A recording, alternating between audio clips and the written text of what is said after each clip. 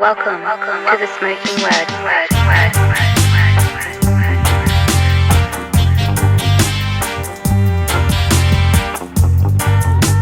Welcome to the Smoking Word. What's up, everybody? We are back, but before anything, December 8th through the 11th, Madball will be in Texas. So Austin, San Antonio, Dallas, and Houston, get those tickets.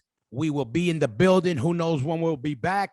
So bring brisket, bring your Stetsons, and let's get it going.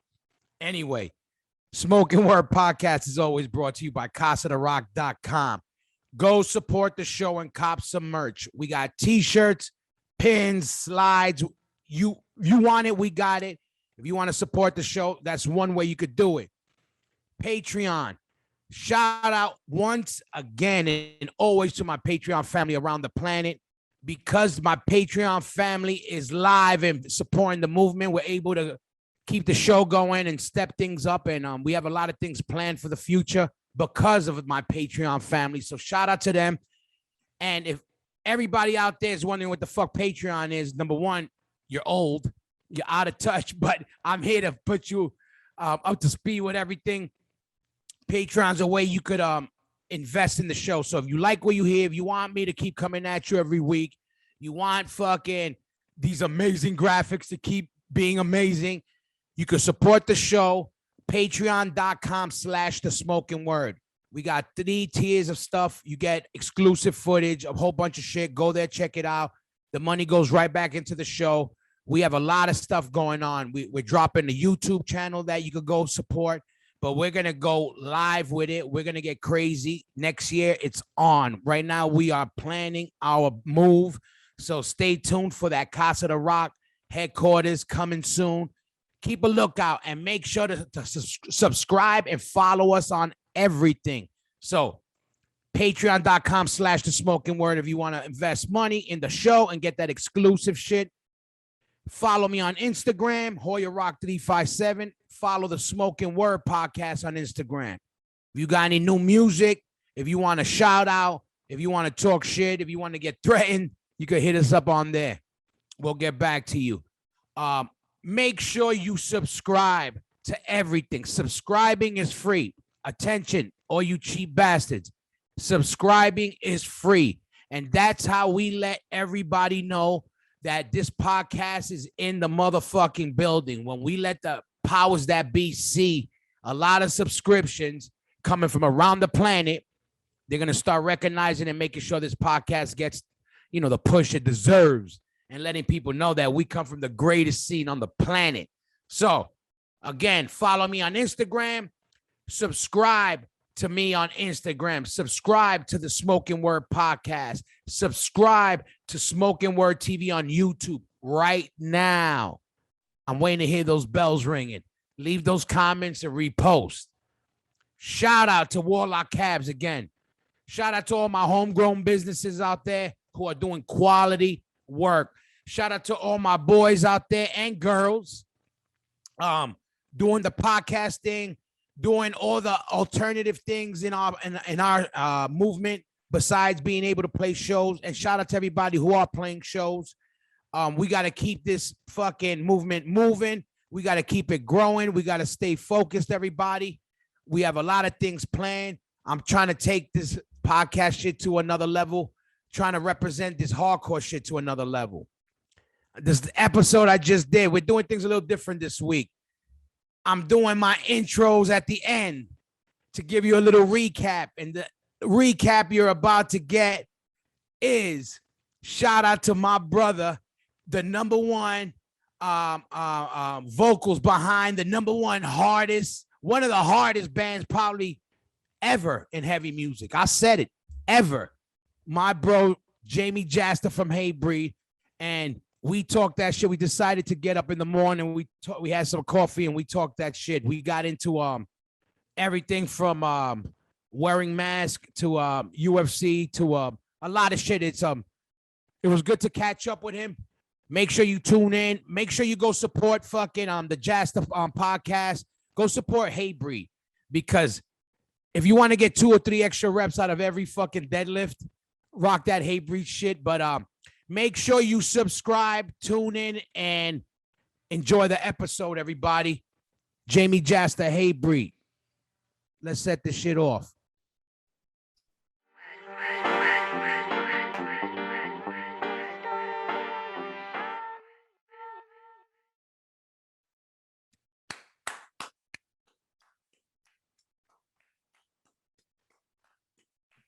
Yeah.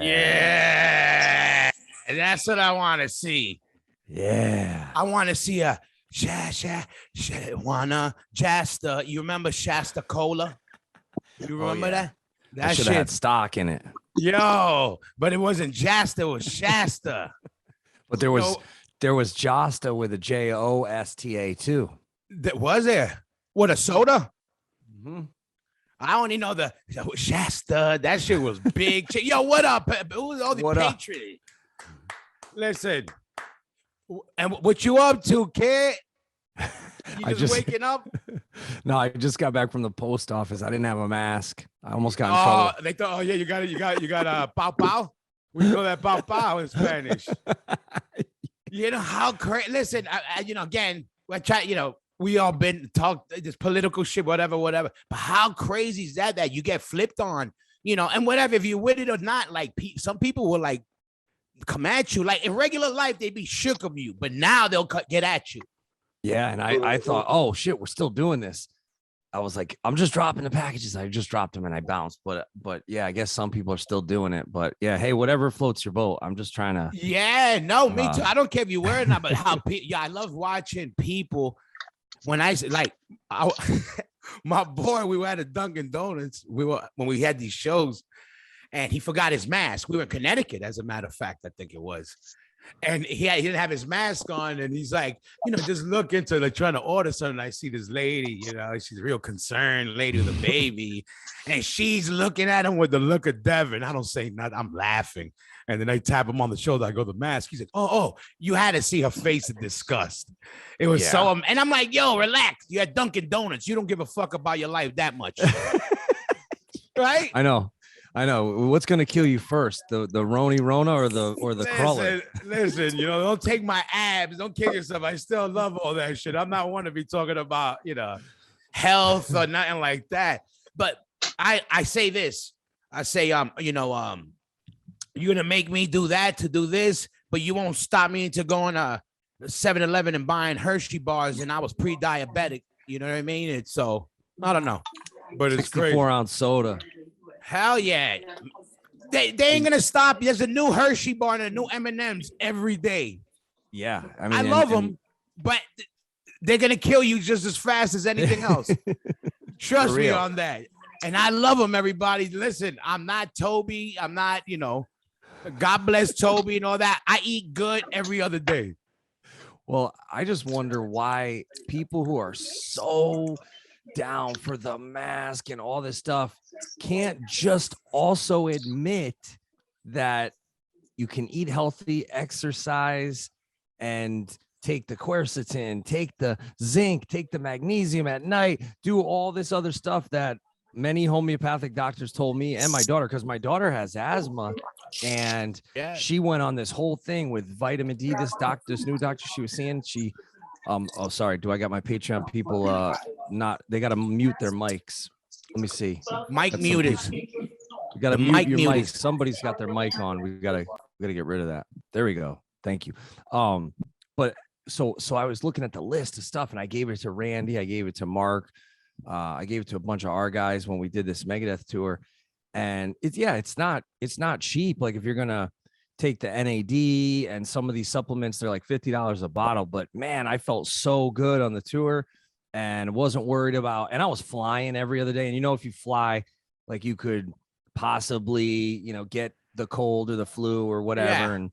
But I was like, how is it any different? We're sitting like a whole row, 4 and 4 in one flight. But then they're like in the line, they're like, oh yeah, stand 6 feet apart. It's like, this makes no sense. Like, but people who are so down for it, they don't want to even go down that path because they're worried about what people are going to think about them. And exactly. It's like now, God forbid you say what you do or not. It's like, yo, you vaccinated or not? It's like, drum roll, please. You don't know if they're gonna start beef, they're gonna be your friend or not no more. You know, they're gonna give you a, like, I'm like, no joke. I really don't give a fuck. Yeah, I don't want to know. I don't want to care. I don't want to talk about it. I don't want to know if you got herpes. To me, it's the same shit. If you had a sore on your wee or on your whatever you want to call it, I don't want to know. I don't need to know. You know what I mean? It's all good. If you had it, cool. Salute. If we talking about it, cool. Bring it up. And, otherwise, I'm good with that. But I mean, it's like, but I really don't care, like, if you do or not. But it's crazy how now, listen, I said it before. I know guys, some of our very close friends, that guys where we grew up together, that would have killed for each other, that almost killed people for just looking at their friend the wrong way. Yeah. Now won't even talk to each other because of two rich dudes that don't even know who the fuck they are and give a fuck about who they are. And now they won't even talk or hate on each other. And I'm like, dude, they're winning. Well, forget what side. They're all winning because we're going at each other and we're supposed to be the last stand, meaning the underground movement. Yeah, no, for real. And the major corporation shit, like, don't get me wrong. I mean, I've taken many a major corporate check, but I knew the whole time that the what they're trying to do is strictly based off of money and no communication with middle management and right up to the top. It's like, if you want to keep getting this check, you got to fall in line. You got to do this. You got to do that. And it's actually really liberating when you don't have to play that game. I used to see people miserable and I'd be like, this guy's making like 400 grand a year working at this corporation, but they're miserable because they know, especially if you're in like what I call the death dealing business. Like if you work for big tobacco or big pharma or big sugar or any of these big corporate, I mean, yeah, the checks are great. I'm sure the swimming pool is great, but you see what it does, the mental toll that it takes on people. And I know people, like, I know a guy who's like an ambulance chaser lawyer and is so stressed out all the time and freaking out every day about this client and this guy's following him and this guy's looking for him. And I'm like, yo, you're worried about this shit. Like the stress is going to kill you.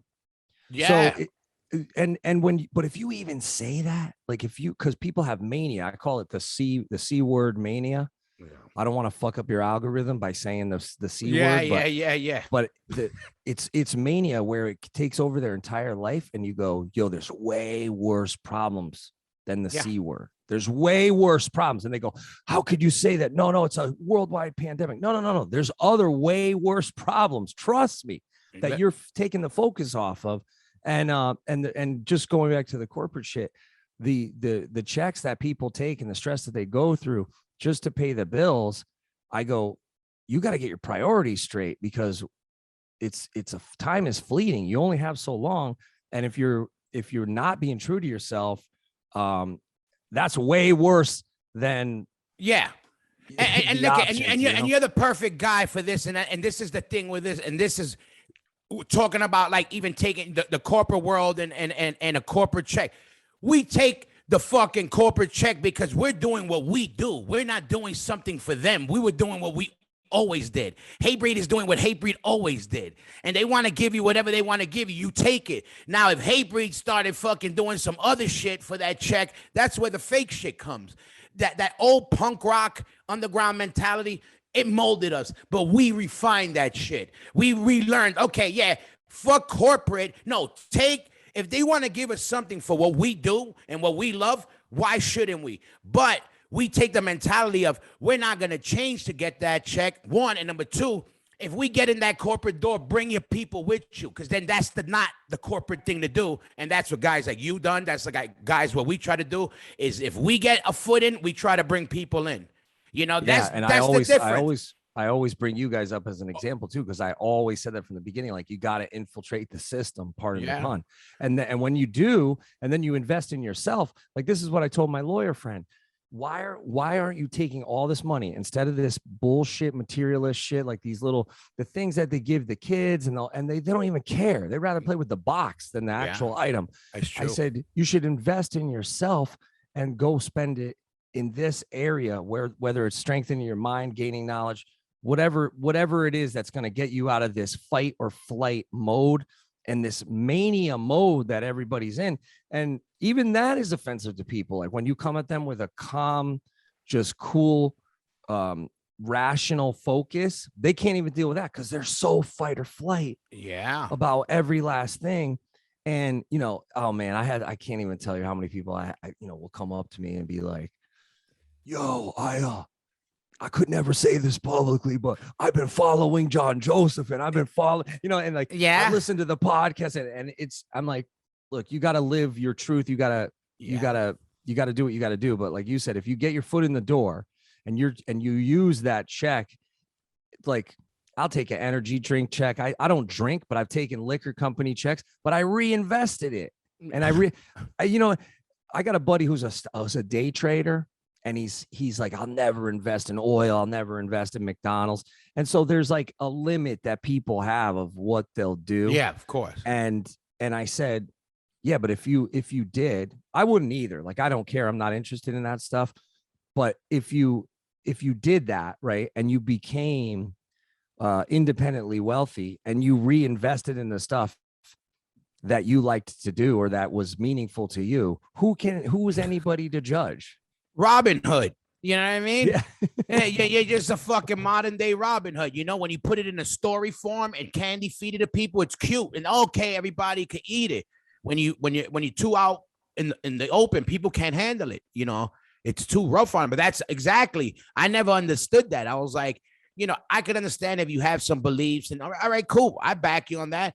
So like with me, it's like, no, if I think it's a cool product, oh yeah, whatever. Or if I'm like, yeah, I don't think it's fucking, you know, I'm not out to be a mass murderer. I don't want to, invest in a product that's going to kill people or hurt people. But if you want to break down like a soda, then okay, go through your fridge. I bet you everybody in their house has shit that we shouldn't have. That's, was made, with some type of illegal labor or some type of something.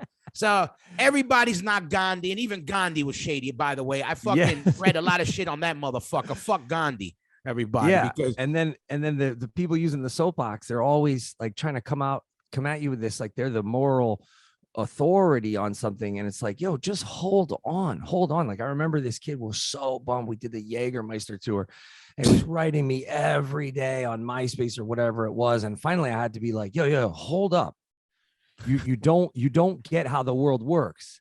If I go and I get this check and then I go put out all these bands on my label, I got life-changing money with this. And so, and I am not going to why would I come out and be like, hey, anybody who's coming to our concerts, don't drink, don't enjoy yourself, because just because I'm not, 1,000's too many and one's too many and 1,000's not enough for me. So I can't partake, right? I did at one point and it almost, it was almost lights out. So, but when I realized that I got all these other guys, a road crew, a whole label, management, all this stuff, I go, well, yeah, why am I going to be the stick in the mud? I could go with the flow here. And sure, I might lose one kid who's so upset that we would do a Jägermeister Presents tour, but the thousands I gained and touched with the lyrics. And even now I had people come to me going on this tour with Megadeth going, oh my God, I first saw you on that tour with Type O or that tour with Slayer. It was the Slayer. The first one we did, the big one was with Slayer. It wasn't as big of a check, but it, you do that. So that way, when the time came for us to do it with Type O, of course, the check was like 10 times. And at that point, you're thinking, okay, wow, now I can really make a difference. But look, it's different strokes for different folks. There's people that believe, they're so punk rock that they don't even want to put out the song. They don't even. They're fucking morons. That's what I call them. They're fucking morons. That's all fantasy bullshit. We know where we come from, and I say it with you because you a hardcore kid. I don't get, whatever. Hatebreed's his own animal. That's a fact. I don't, Hatebreed is hardcore metal. It's fucking anger in sound. You a hardcore motherfucker. Period. That's how we come from. We know it, and that's what it is. But that's but all that mentality of that old shit. like I said, we took it, we refined it, we took what works, and we threw out the bullshit, because there's a lot of that bullshit too. Like, oh, I'm gonna hate on you for doing good. That's what they basically were saying. That's the punk rock part. The punk rock is destroy. Hardcore was to rebuild. That's why I always say I'm a hardcore kid. I know where the roots come. Yeah, we know it comes from punk rock and it comes from rock, and we all know that. It comes from two cavemen hitting rocks. We know where music comes from. I'm a hardcore kid, not a punk rocker. Shout out to all my punk rockers out there. We know that's the DNA. And what the vehicle is the vehicle is the vehicle. Like if I remember when you guys signed a Roadrunner, people were like, "Oh, what the fuck? How can you?" And you go, "Wait, hold on. You don't understand. Yeah. The whole point is to get out of the situation. And then when your message and when your vehicle is the distribution of the music and your message that's within the music hops onto one of these vehicles, it doesn't change the message of the music. Like I tried to have this debate with the kid who was like, how could you do this? I said, the band Slayer, we wouldn't be a band without Slayer, right? They have what we call overhead, buses, lights, smoke. They were dropping blood on their fucking, I mean, it was crazy production. And so what they do is people are going to go to a concert and they're going to drink regardless. They're going to drink all these different major corporate alcohol brands. This has been going on since the 20s. It is what it is. It's been going on probably since the caveman days. Like you said, gather around the fire. They're drinking some mead or some shit, you know, and I am not going to stop that. As one man, I'm not going to stop that. I can still have my personal views and use this vehicle to promote the message. And that's why I changed the message from nihilistic and anti this and anti that from the first record to the second record, because I saw it's not about what vehicle you latch onto. It's about the message. Does the message uplift people? Yeah. If I drink an energy drink or drink a shot of Jägermeister, that does not change the message. And same thing with you. That's why when I would defend Madball or defend even if you look at someone like H2O, which people really, I mean, they came down H2O way harder than they did you guys. Yeah. For signing to MCA, but I go, how does it change the message? The message is unity. The message is thinking for yourself. The message is lifting yourself up so that we can provide a better world and a better life for our family and our friends. Yeah, and I said the same shit like to understand the same shit with like what Hatebreed with that. Let's say the Jägermeister tour. I'm like, do you understand why motherfuckers should thank Jägermeister even if you're not a drinker? I said, even if you're not a drinker, you got 10, 12 bands that you would have never seen on your fucking city because of Jägermeister and because you took the Jägermeister Lou and also that push and your flavor, your DNA with the shit you like, you're in tune with what's going on, and say, yo, let me throw these shows together.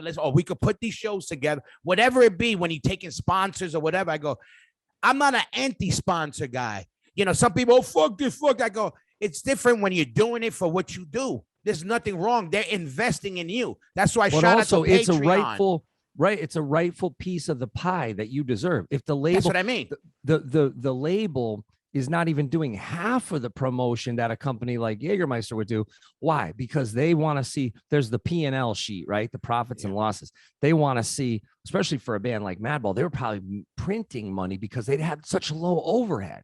Yeah. And then what people don't realize is that the Obituaries and the DSIs and the Madballs, without those bands, you don't get Nickelback. You don't get Slipknot. That's how you built the Castle.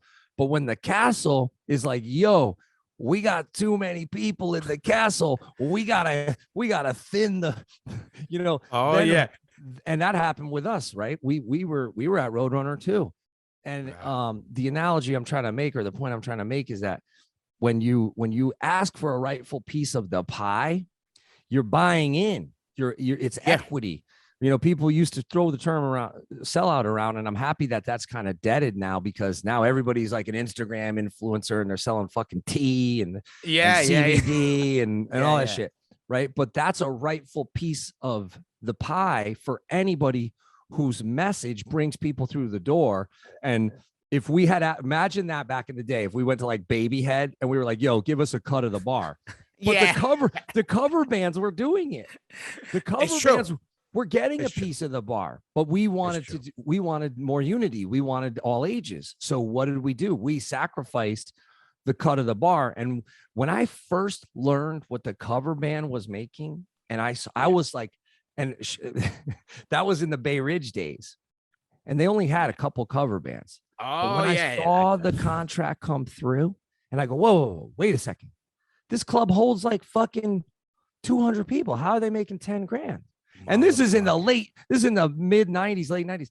I go, wait a second. They go, oh, because they're giving them a cut of the bar. I go, how much money are people spending on booze? They go, oh, they're dropping like, $100 each a person. I'm like, wow. Yeah, it's true. It's true. When you think about it like that, it's fucking insane how that works. And also at the same time,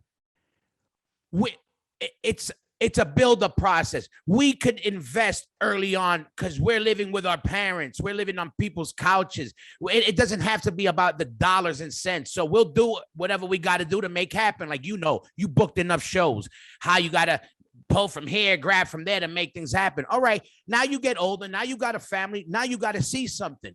You know how it is. We do, like I was saying, shout out to the patron, all the patrons that, not just ours, yours, anybody out there who's a patron to anything they support, because the support is what makes these things continue.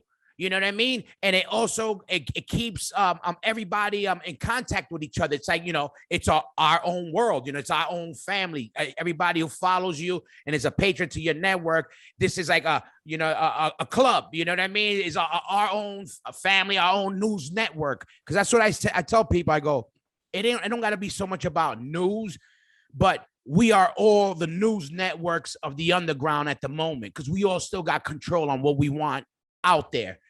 If we're just whatever we're talking about real shit. Nobody's telling us what to talk about, what we could say. It might get cut off, but we can say whatever we want to say and do whatever we want. And who's more in contact with our world than the guys in our world? We're the people that we're still living in. We're not like outsiders talking about what happened 20 years ago. You know what I mean? And it's good. It's good that these conversations happen, because then people get that, okay, if I'm, this kid from Connecticut and I'm buying a record and I'm not realizing that that shit was like $14-15. I'm not realizing that $14 is buying one dude a castle, but I'm trying to support the band. So these conversations then enlighten people to go, oh, wow, yeah, let's have a more fair and equitable situation, whether it's the podcast revenue or the music revenue or the streaming or whatever. And people will always be like, oh, it's with Josh, it's all about money and this and that. I'm like, yeah, because maybe you had money, you didn't have to worry about it. I didn't have shit, so that I had to worry about it. When I got, when my landlord is telling me, and there's ice on the steps, and he's like, yo, go fuck yourself. I am putting in a railing. I'm thinking like, damn, I better sell some records and book some shows so I could put in my own goddamn railing. Then I was like, wait a second, I should own the fucking house. I'm paying into the fucking equity. This dude is taking money off the top. He ain't paying a mortgage. This is all profit for him. His father gave him the house. Well, guess what? I didn't have a father to give me a house. I had to build my own house. So when you have these conversations and people get value from them, I go, okay, how do we make this more equitable? How do we make this so people see? And now that I own my masters on a couple Josta records, and I'm, fixing the issues from the past business dealings and stuff, still to this day, you different things will come up and you go, okay, yeah, let's not do it like that. That's what it is. You learn as you go. And so when people take one little instance and they judge your whole career off of it, you go, you're missing the point. It's a constant moving target, all this shit. Yeah. And how we survive is provide value, whether it's through the music, through the message, through if the podcast's entertaining or not. Like I have a podcast right now, my phone is blowing up. I got to take it down with Brent. Brent's wife he's blowing my phone up. He's from Mastodon. He didn't even say anything that bad, but people are blowing it out of proportion. He said, when we were kids, we would go, oh, that's gay. We're not. It has nothing to do with anybody. We know that. We know that. That's today's thing. That every word is dissected. Yeah. Right. So he said that about like he didn't want to do the Mayhem Fest tour and or play with Disturbed. So now you got Disturbed fans are mad. His wife is saying that all the websites are blowing him up, and the LGBT community is mad at him for not just saying it's lame, instead saying it's gay, because I guess you're supposed to, that's what it meant. It was lame. That's what it always meant. It wasn't. Yeah, exactly. That's what I mean. Yeah, we know what it means. And look at, I can't speak for somebody what offends them or whatever, but I just got to say this for myself, because I'm also a work in progress. A lot of people, we're learning this shit, how to acknowledge. I got my GED. That's 3 letters that I got to remember. GED. That's already hard for me to remember. LBG, R2D2. I'm down for whatever. Join my Patreon, support the movement. I'm in. But, I say this with all that shit on the real. I'm like, people got to understand, we're gorillas, some of us. Some of us are more sophisticated. I consider myself a sophisticated gorilla. But some of us are. And it doesn't mean that we're broken, that, they're just how they are by the way they talk. Some of us just don't know, and we're learning. Again, guys like us, we had the privilege of being in music and being around different kinds of people and experiencing things differently. So we got a bigger worldwide view early on. Everybody doesn't get that. So I learned to understand how some people, it's hard, a lot of new rules. But when you say some people, let's be honest, it's mostly blue check, Ivy League, yes, upper middle class or super rich people telling us these people have never worked a minimum wage job. They never been to CBGB's or the Riv in Chicago or the Fireside Bowl when shows were Black, Hispanic, Asian. We had the luxury of that. They haven't. So then all of a sudden they're flying this PC flag everywhere and trying to be the moral police on everything. And it's like, slow down. There's a thing called a grace period. I get it.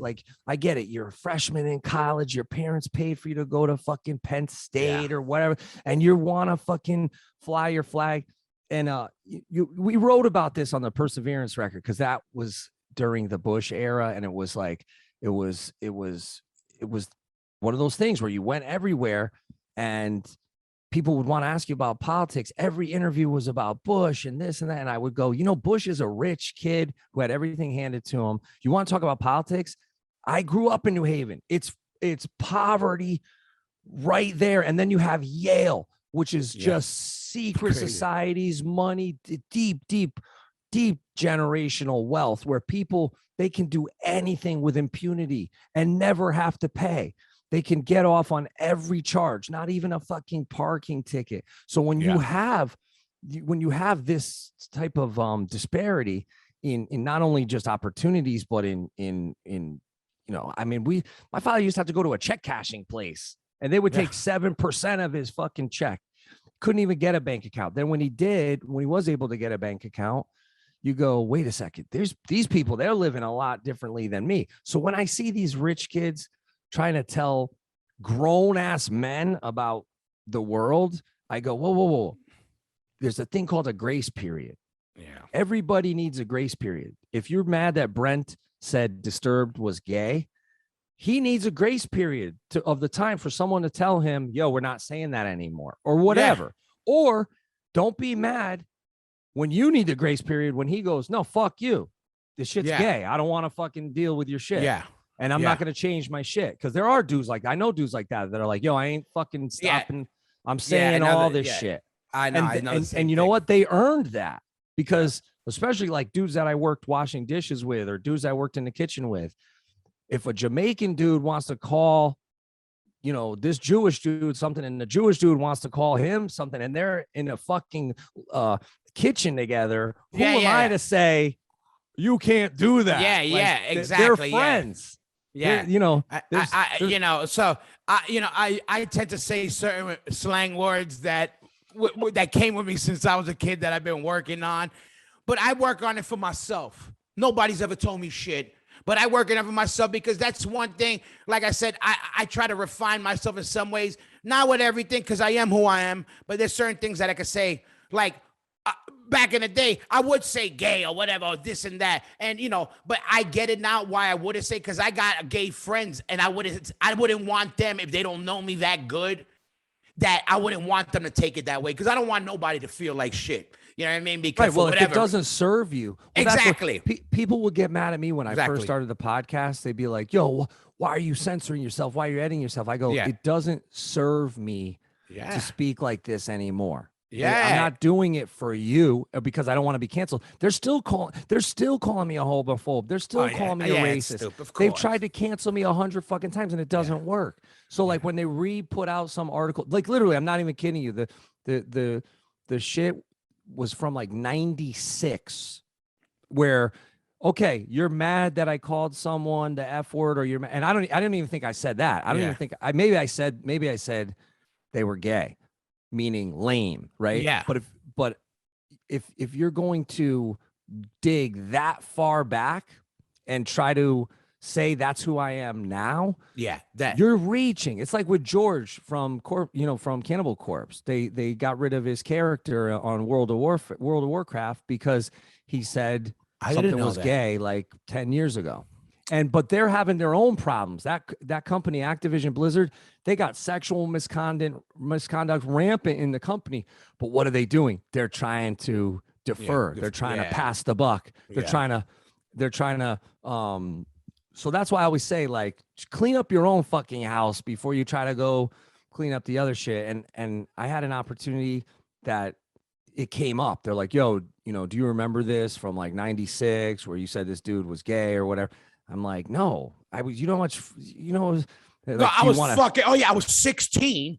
And oh yeah, what else did I do? Oh, you mean when I was smoking dust and I was what? Well, yeah, like you could tell me the shit I said fucking last week is fucking nuts." Right. I'm just saying in general. Yeah, I'm crazy. I go, who is this person that's bringing this up again? And what are they? Like, are they the fucking moral authority on everything? Get the fuck out of here. Like, that's the shit that drives me crazy. But you know what then I do? I just go out. I turn off the computer. I turn off the phone. I just approach everything with gratitude. I treat people with kindness and respect. And look, I'm not being fake or false if I don't use the word tranny. I never used it. It didn't serve me. Why? It doesn't feel good to say that word. And now that I know people that are trans, I wouldn't do it out of respect to them. And so it's like, and I'm not cherry picking words. I'm not saying, everybody has to do it, but look into yourself first. Look inward before you start going, "Oh, this guy did this and this guy said that." Yo, there's way worse problems in the world. And definitely, and people on that side in the whole LBG community, I just want them to do this. It's just, hey, give a guy, whoever, guy or girl, give them a chance to change. Don't just shit on them. Period. Yeah. You got to give them you could maybe let them know, hey, what you're saying is out of pocket, because people don't always know what they're saying. Humans are the smartest, dumbest animals on the planet. You know what I mean? And somebody being gay, a lot of gay people been pushed aside and shitted on for years. So they should know what it feels like for people not to give them a chance. They should just give something. Not all people are accusing people of being homophobic and stuff like that.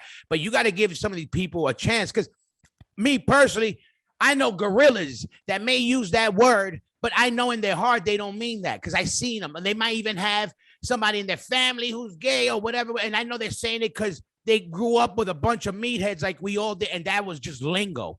Is it right? No. But the same way, like the word Nazi, I talked about it before. People are calling,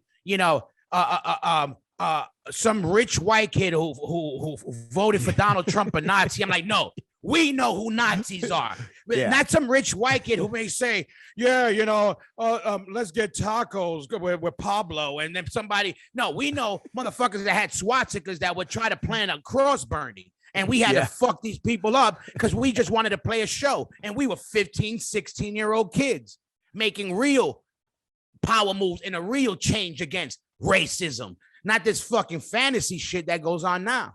And I know you know about it. We know because we all had to handle it. You know what I mean? It was all and when you've had interactions and then someone comes back, right? Like it's how I can't tell you how many signings, especially on the first album, like when we would do the in stores, and some kid comes in and he's got some fucking stupid shirt on or some fucking stupid flag, and we go, yo, this is anti-American, and then you have to educate them, and you go, yo, this just because the name Hate is in the band has nothing to do with that. You got to look deeper than that. And then they come back 2 years later and their favorite bands are all our favorite bands, and they have a wider friend group, and they're not ignorant, and they would thank us and go, if you guys didn't call me on my shit, I might have believed this shit. And to me, if you could change one mind and diffuse or de-escalate one situation, you don't know the type of opportunity that could bring, right? Because I'm sure now, with the rise of certain groups, that have been manipulated with social media, and anybody who's ever been, way out to the, I don't want to name any states by name, but like the Northwest, like you said, the Ivy League kid who voted for Trump is not the problem. There's like actual full organized groups that want to see like the genocide of a race. So you're fucking discounting, you're taking away the true issue here, and you're just to look like you're some moral authority, and really if you're really about that life, then you need to go out there and you need to, if you really want to fucking get rid of that, then you got to figure out, okay, there ain't going to be no de-escalation at that point. I just watched the thing, you should watch the documentary about Randy Weaver. I watched it randomly last night. I got about halfway through, and it's crazy. He's still alive, but he was like this white separatist who got all involved with the Aryan Brotherhood and all this stuff. And I know that guy. I know him. Yeah, he texted me yesterday. Oh no, wrong guy. Yo, shout out to Eric. No, anyway, whatever. But they came to him, and the feds, people in the white separatist group or the Nazi group, they came to him. They're like, yo, we need some shotguns sawed off. And he was hard up for money, and he sawed off the shotguns, and the feds were on to him, and they said, oh, we got you on this, but you got to give up all these dudes, or, you got a rat, or we're going to take your land. We're going to do, and he got into this fucking standoff with them, and they killed his kid. They killed his wife. The feds killed his kid, killed his wife. And it caused this whole thing. It's a fascinating story about this dude who just basically wanted to get out of society. But when you get out of society and when you're way out there and you're looking for a community, he got, tangled up with these dudes. And believe me, everybody was crazy in this documentary. The feds were crazy. The Nazis were crazy. The church people were crazy. They think the end times is coming, and the whole situation's crazy. But it made me think, because you're judging them while you're watching it, right? And you're going, either these people are just stupid, or the feds were stupid, because who fucking shoots the guy's wife with a sniper rifle? It was like 400 fucking dudes versus like 3 or 4. Yeah. And it turned into this whole thing that now I guess the FBI uses as like, this is what we don't do. We don't do it like this. We try to de-escalate. Yeah. They had this radio show, like a right-wing radio show host guy come in and try to talk to him. And he was the one who could reason with the dude. And so that more people didn't get killed, because one of the feds got killed. Wait, yeah, fucking Ruby Ridge. Yeah, the fucking with the what they were called, the homeboy, the Koresh with the one that was just on, right? The most recent one. No, it was I don't think they had anything to do with them, but it was just like the church that they were going to was kind of similar. It was because that was almost the same way, with Koresh and those fucking guys, where they had them the same shit. They, the church or whatever, they had some gun shit or whatever, and then the feds, they ended up. Let me tell you, I always just knew that story from the news, and I didn't really look deep in it. I saw that documentary, I was bugging out because they start trying to take over the house, and like little kids and like the mothers were dying in the basement, because the feds were shooting tear gas that was proven to light shit on fire. And they were trapped in the basement and all this shit. And that was one of the most disturbing shit I ever seen. And this I saw last year. And it sounds similar to what you're talking about. And it is similar in a way that I just think, how do those people get there? How do they get so lost where they get involved in this thing? And I feel like it's because no one gave them a grace period. No one actually listened to them or saw the warning signs. And what did they really want? Like they wanted to either be left alone or they wanted some sort of community. Same thing and I try to look at it from both sides. Like, okay, yeah, you got a job to do. And they're saying, yo, you got to go in and you got to blast these dudes. It's like open warfare. And then they get up there and they're like, wait, this is like some hicks out in the fucking woods. Yeah. We got to blast this family. Like, this is fucked up. And they killed a dog.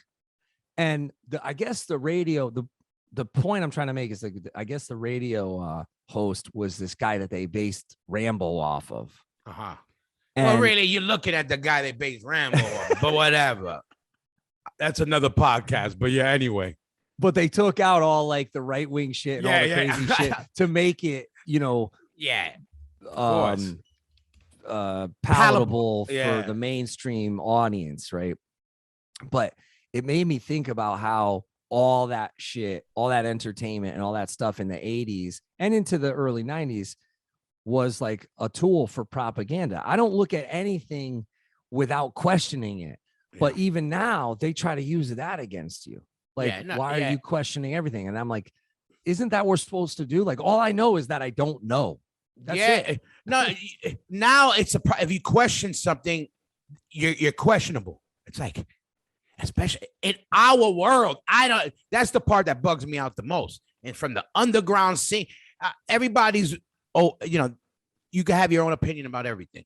But from the underground scene, some of the shit the feedback that I'm feeling from people, I'm disappointed in a lot of people, not because of the choice they are, but how they're questioning people questioning. It's like, question everything. It's just, as a human, question everything. That just means not accepting everything that's just handed to you.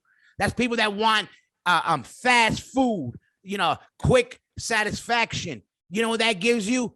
Diarrhea. Oh, yeah. You know what I mean? Everybody's like the NASCAR driver. You ever see the NASCAR driver when he fakes to drink the shit? Because it's poison. He don't want to drink the drink, but they're cutting him a check, right? I used to, when I first went to Russia and we played, I was like, oh shit, all the 80s movies were bullshit. Like all the shit was fake. They love us. Of course, amazing. I love Russia. Shout out to fucking Moscow Death Brigade and all my Russians out there. But now you got a whole new generation of kids where they're believing this new propaganda. Yeah. Right. And we don't have to get into the whole Russia thing because that's the leaders and the politicians and the oligarchs and everybody like fucking it up for the common man. Yeah. Like that we have to go play to, or that we would have on a podcast or would hang out with if we were there. And that's what was always mind-boggling to me. It was like, how are you going to side with someone who wouldn't piss on you if you were on fire? Like, and how are you not going to question? I don't get it. What's really going on? And so and same thing, I'm sure you realized that when you started traveling the world too. It's like you go, oh wait, I see that all this corporate shit is just for the few. It's rules for thee, not for me. It's just for the few to make the money off of it. These old families, this old generational wealth, while we fight over the crumbs and cannibalize, what's little left. And it's too bad, because if more people had divergent thinking and more people had a different worldview, there would be more of a grace period and more de-escalation and more understanding and a better community overall. And I could break it down for the everyday moron, being a former everyday moron, You go to a bar. Oh, you don't want to do no corporate thing. I'm going to go to my local bar and I'm going to play a show there because Jägermeister ain't sponsoring. Well, guess what the fuck that bar's serving? They're not serving that house bar beer, that house bar liquor. They're serving fucking whatever Budweiser, Heineken's, or corporate companies are. They're getting their money there. Everybody out there should be more concerned with. Yo, I hope fucking Jägermeister's playing Hatebreed because I love Hatebreed and Hatebreed puts people on. I hope they're getting paid. That's what people don't do. They don't support in that way. They just look for the minute they could shit on you instead of letting, bigging people up and the bands they love. They wait for the moment to say, you did that wrong. You did that wrong. No, why don't you look at it that way? People forget. You know how many shows you put on where you mix the bills? You gave new bands the chance to do that. Oh, also, by the way, it was sponsored by somebody. Why? You had an option. You had a chance to get a check and also do something the way you wanted to do it. And that meant giving a lot of bands a fucking chance. And people don't see that. They'll say, oh, hey, Bree, what's up with that Jägermeister shit? And that's why they got to remember, Jägermeister, where you saw the Terrors, the fucking All That Remains, where you saw whoever it was, that's where you got to see them the first time. Yeah, the Jägermeister tour, or whatever tour it be, whatever sponsor. I go, anybody else, the same thing like with Madball, people used to think we are and always will be a New York hardcore band, but we always were down, and that we play with anybody and want to play with anybody and everybody. Just because who we are doesn't mean we don't love everything else. And it provided a lot of value, and it provided people with a lot of things beyond just entertainment. And so, and when the shit started to grow and you guys gave back and took other bands, that it was an abundance mentality, whereas this squandering is what the corporations did. When every side is guilty, right? Bill Clinton, the Bushes, Obama, they're all guilty of it, because when you go try to buy something wholesale and start a business now, and you're being put into competition with someone who is working and making the same product at slave wages, there's no winning. It's the greed at the top that you do. Do you remember first going out of the country and be like, yo, no one's driving a Ford. Nobody's driving a fucking GM. No one's driving a Buick. You know why? Because the greed at the top fucked up the product, fucked up the brand. Those were great communities. Burgeoning, beautiful economic times. They fucking ruined it and just dumped it into despair. You got to watch the American Greed shit too. That was another thing I watched. Yeah, I didn't see that. I know. Yeah, I didn't see that. Check out American Greed. It's really good. I just watched this wild one about this chick that ripped off Dennis Rodman in the Basketball Hall of Fame. Yeah, she was like an assistant or something. She was all bullshit. It was all bullshit, right? Yeah, I heard about it. Took her for mad money. Ripped off Ricky Williams, it's really made me think that greed mentality, if that non-abundance thinking is what fucks everything up, because even now we're seeing it with the inflation. Like, try to start a coffee shop, to start a fucking printing press, try to start anything. The cost is so high because what do? They go, oh, we're not gonna we don't talk about it. We don't talk about that this t-shirt is being made by a child fucking laborer. They leave that part out. Yeah, they don't want to say that. Yeah, right. They don't want to say that. But then if you try, that's why I try to support as many. All you can do, there's only so many hours in the day, but you can support as many small businesses and you can support as many companies that you feel do things ethically and provide abundance and pay their workers good. And that's all you can do. You can't go into there's not enough time in the day to go into every little last situation. But when I can choose, I try to choose at least a little bit in the direction. Yeah. So that I was a little bit better than yesterday or a little bit more focused than yesterday. If we're conscious of it, we're doing something about it. It's just not giving a fuck about it means it's never going to ever kick in. You know what I mean? That's the difference. If you just don't give a fuck, then you're not going to eventually make a conscious effort. When it's in the back of your head, it'll make its way up front. The same way we all realize priorities, the older we got, families we got, different things mattered more. Man, like, now I got to wake up early and work out. I'm getting older. Now I got to eat clean. Now I got to chill out with partying. But you realize you got to do these things.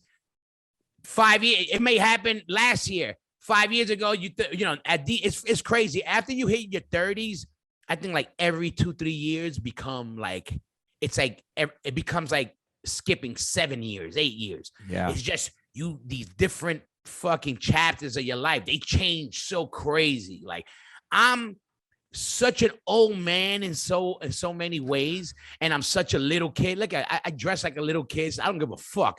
If I could be in shorts, flip flops, and a t-shirt the rest of my life, I'm good. But I realize like I don't do anything I don't want to do. I don't even let me see. I know if I ain't doing it. It ain't even like, even some guys, hey, let's have a drink. Shout out to all my drinkers out there, but I don't drink. And not no more. But like, they'll be like, come on, just for that. No. But what about, no. And if you feel better, you do better. Yeah, exactly. And my whole thing is no. You know why? Ever since I had kids, any patience that I had in my body, which I barely had any, go to them. Everybody else, you get the yes or the no. I got no, but I learned that with age, just to like, you know, it's like when we were kids and you're smoking weed, right? And there's the one kid who don't smoke weed and come on, smoke, come on, smoke, come on, smoke, come on. And you bother the fuck out of it. I was that dude. You bother fuck. The kid gets high. Now he's bugging out. Now there's no fun for nobody. You wasted your weed. You just fuck some kid up. There's no fun. And then you realize when you get older, leave him alone. I remember Stigma doing that. We were like bothering somebody. We were like 19, 20, and then Stigma, leave him alone. You don't waste it. Who cares? The older you got, then you realize that it's like, yeah, leave him alone. He don't want to blaze. Why are you going to give him something that he don't want? It's so you want it, give right? it to him. Like it's so simple. And that imposition of wanting to, and that's why I try to always think about what the intention is. And you can't. It's hard to do. But like even on this last tour with Randy, he's like recycling every day, grabbing all the bottles. He's going to recycle. Nice. Now I saw this whole thing where these motherfuckers just went to the dump, and it was like it was a scam. They just took the bottles. They didn't fucking recycle them. Yeah, scumbags. But that doesn't mean that you don't still make an effort. Yeah, right? yeah, no, for sure. And so much of that we know because we've signed bad deals, we've played, like we've committed to things where it didn't work out. And then the failure, you go, it doesn't mean that you just go, well, I'm not doing it anymore, because it's if you fall into that apathy and if you fall into that way of thinking, then you're no better than what those people were doing. You know, that they've given up. That's why they're scamming. They've run out of ideas. Yeah. And and I don't want to be like that. And I don't want to push that. So what I do is, he was on me about the flossers. Shout out to Randy. I love Randy. Shout out to fucking I'm going to get Randy on it to shout out. Randy's a good dude. I know, but he's a nut also. You got to get him on. Hell yeah. And I told Randy, like, more power to you, and anything you want to push that you feel is positive, more power to you. I don't push the same type of stuff just because I wouldn't want someone to go, oh, I'm going to do this because Jossa said to do this. And then if it doesn't work out, like I can't like I don't want any up and coming band or up and coming podcaster to go and sign some shitty deal with a sponsor and sacrifice their integrity. I'm just saying what I did, I was fully fucking aware of what I did. And if it worked out, great. If it didn't, it was a failure that I try to learn from. And just like I said earlier, be better than I was yesterday. And it's a work in progress. It's fucking a struggle just to get up some days. I go, what are we doing all this shit for? But then you get the message that the kid who goes, that was my first show, Megadeth, Lamb of God, Trivium, and fucking Hatebreed, and it was a life changer. And now I'm listening to all these records, and I bought the fucking Josta solo record, and I got the fucking Sorrow shit, and I'm into Crowbar, and now I'm into Madball and AF. And I just had a kid write me. I just listened to, he signed up for Gas Digital. He listened to the episode with Roger, and he's like, I just bought Roger's book. Shout out to Roger, blessings and health and love. Love you, Roger. Everybody, always, of course. Hell yeah. And I go, there you go. That's why you do it, right? You focus on what you can do, what you can change. So I'm not going to go to Randy and be like, yo, half of this fucking recycling shit is a scam. No, because I don't know. I just heard that, and I'm just trying to think. Okay, put you on. See it from both sides, And that's what sucks, that people like that try to do shit, and then there's people that take advantage. I just heard this about McDonald's the other day. I heard that, they're like, oh, you want to donate, whatever for the kids of whatever, McDonald's kids, and then it says McDonald's donates every year 4 million or whatever dollars to it. I found out that extra money is the money they're collecting. They give the money, but they getting it back from that. So they kind of do that. Yeah, they already got it. Like, you're paying for it before on their name. And I was like, this motherfuckers like giving us mealworm Big Macs, which I love a Big Mac. I haven't had a Big Mac in a while, by the way, which I miss. But it ain't real meat. It ain't real meat, but I love it. Yo, shout out to the Big Mac. Oh, fish fillets and shit. Yo, extra. You got to tell them extra ocean. Cheese. You got to say no cheese, extra tartar, because they could never peel off that cheese. It's like fucking glue. So they got to make a fresh one. They got to make a fresh one. Right? That's the scam. That's how you do. I said no cheese. Let's shout out some Patreon people here. Yeah, hit them up. Buggins, Chris Shea, Glenn Howlett, Dustin. So they were psyched when we posted. Hell yeah. Smoking Word this morning, 9 a.m. up and at him. Dustin Stone, Single ID, Chad Green, Andy Wilson, Paul Fairley. Bo. Yo, make sure you sign up to Hoya's Patreon. Listen, and shout out to all you Patreon guys. If you join mine or not, or you just on Jamie's, because on the real, that keeps these things going. And it gets us motivated because we have motherfuckers that depend on us, and it gives us a reason to do what we do. That's why we're the type of people that got to stay busy. So you guys give us a reason to keep doing this. As corny as it sounds, it's real. It gives us like, we have our followers, they're invested in it, and then we invest in you guys. That's why, same thing with me. Like, that's why I got my big $1 million studio. You see it. Now Joe Rogan ain't the only one bubbling. You guys get a lot of credit too for kind of being the tipping point with like, the whole live shows coming back and being able to like put up the risk. And that was a big risk, right? And then I know, because I talked to a lot of managers and booking agents that were like, wow, thank God, Madball. Like another pun, pardon the pun. Yeah. You really set it off in that sense where it was like, okay, we're going to do this. We're going to take the risk.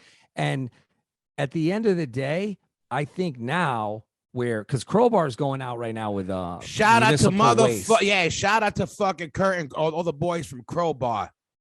Crowbar, like, I don't know we're gonna do a track. I need Kirk on a track. I need you to yell on a track. I said I've been having ideas, so Kirk, I'm gonna get at you, but definitely he would love that. He would love that. He loves Madball. Still wears the hoodie, the shirt. Yeah. No, shout out to the Crowbar and Nola. That's my shit.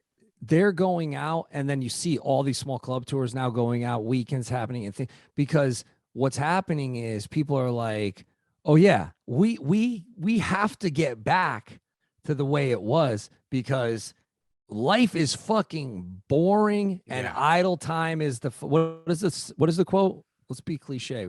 Idle time is the devil's fucking playground or some shit. Yeah, some shit. I got my GED. I forgot what that is. So did I. Where'd you get yours from? Queens College, like barely. I think mine was but barely. I think my father got a deal too, because he was painting like some of the classrooms. Like he was like going there at nights. And he got it. Yeah.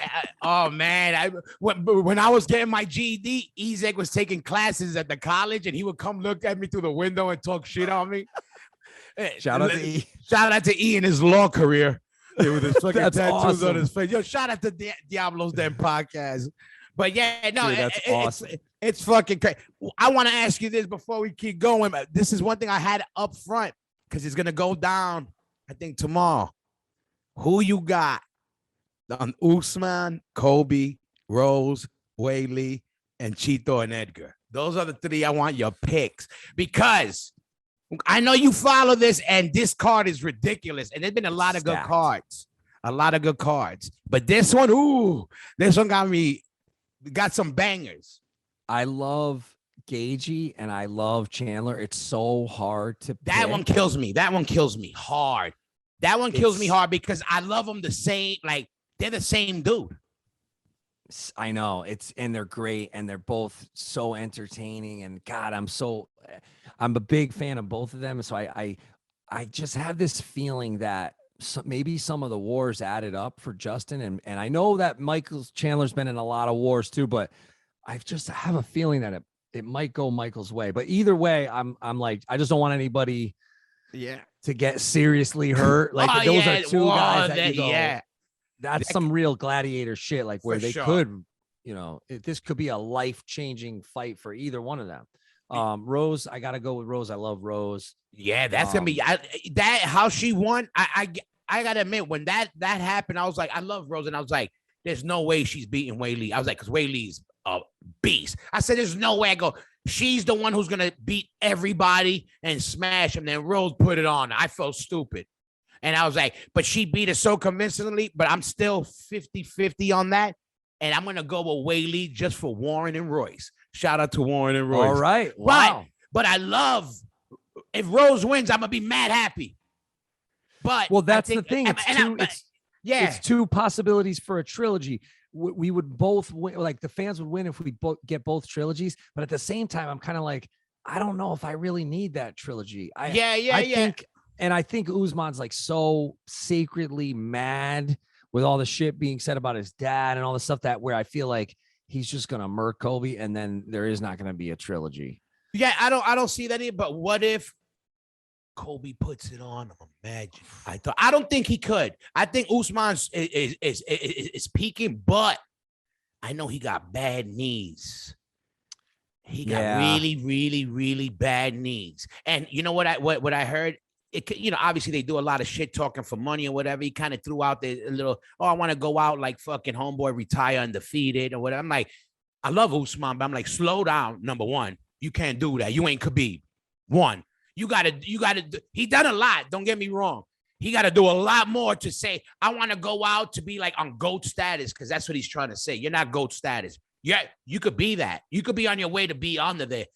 There's people, Khabib is too far from everybody. He really is. That it just him and some of these other guys, you could take, the Fedors and you just compare time frames. That's all the only difference between guys like that. Isn't it crazy how the wrestling nullifies the power? And you think, okay, maybe that's what Colby's going to do. He's going to really just push the wrestling this time more and more. And who's the better wrestler? Power. Who's the better wrestler? That's going to be the question because they're both. Colby, I know, was whatever big national like a couple time national champion, but I think Usman had he was high level wrestler also. So, and we saw that in the Woodley fight with Usman. But I think that's the key there because especially if you just look at what Khabib did with Justin, and Justin's a wrestler. That's the crazy thing. He made it look so easy, and he's a national champ. So I hit up CM, when some of these fights go on. And I go, I admit this. I was like, Khabib's losing. I thought that I had a feeling. I said, not because Gaethje was better, but I said, Gaethje's that dude who's just going to come with the power and with the wildness. He's going to catch him because Khabib he could take a punch, but he gets caught. He's got caught. And I'm like, if I go, if that Gaethje, that like, Colorado white boy, wherever he's from lands, I go, ooh. It's gonna be lights out, and then see him like, "Are you bugging?" Like he was like, "Are you?" And I'm like, "Man, the minute Howie got beat, I was psyched, but I was like, I didn't even want to answer the text. I was like, "Fuck," he was right. I didn't think he would get smoked like that. But you know what? And I don't want to make excuses, but I really think that, especially after seeing how Hooker got taken out quick this last, I think the Abu Dhabi shit. I think the travel, the press, the whole thing. Yeah, I just don't think they're 100%. And I don't know. I'm not Justin. None of these guys make any excuses, but I wonder because I know what it's like just to try to do a fucking 35-minute set after like 3 flights and a layover, and then you get to the hotel and somebody's banging on the fucking door next door. Get driven to dinner, right? Like, try to get shit brought to you, and we're like, oh, hold on. Imagine then having to get punched in the face. I know, yeah. I think, you might have a little bit point. Yo, shout out to fucking Chandler, shout out to Gaethje. But you're right. You're right. That's definitely to be part of it. I had heard this probably 10 years ago from, I forgot who, and it might have been from Remco. Somebody very in the mix before the Khabib train came or whatever. They were like, the Russians are winning everything. Watch. They got dudes right now, the Dagestan or whatever. Excuse me if I'm disrespecting or saying something wrong. Dagestan, I don't know if they call themselves Russian or whatever, but from that area, those style of people that they were already telling me that 15 years ago, like they're already killers there that will kill the roster, a lot of dudes on the roster in the UFC, they're gonna come. They're coming.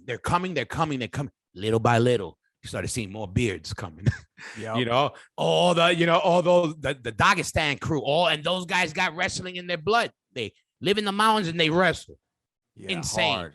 Insane. Hard. Absolutely. All the Sambo guys. So you got Usman. Oh, sorry. So you going Usman? I'm going Usman, Rose, Chandler, but I think it could go either way. Yeah. And what about with Chito and Edgar? That's going to be a great fight. And I love Edgar. And Edgar's a Henzo guy. Henzo's my dude. Shout out to Henzo Gracie. That's New York Hardcore's #1 jiu-jitsu guy for life. It's my bro. But Chito's first of all, I'm half Ecuadorian, and Chito's repping Equa. I gotta go with Chito on that one. I think Chito's popping right now. Yeah, Milwaukee, right? Yeah. Well, I think he's fighting. Now he does Ruka, and then he was out of who else was out of Milwaukee? Duke Rufus. Yeah, I think he was at Rufus, or he was with I forgot Homegirl's camp. The other girl, the short Spanish girl, Carla Esparza, her camp. I think Chito was in that camp. I forgot who else was out of there. Another Cali spot. I forget, but that's gonna be good. And fucking what's up with you? What's up with Hatebreed now? So what's the deal? You just did this.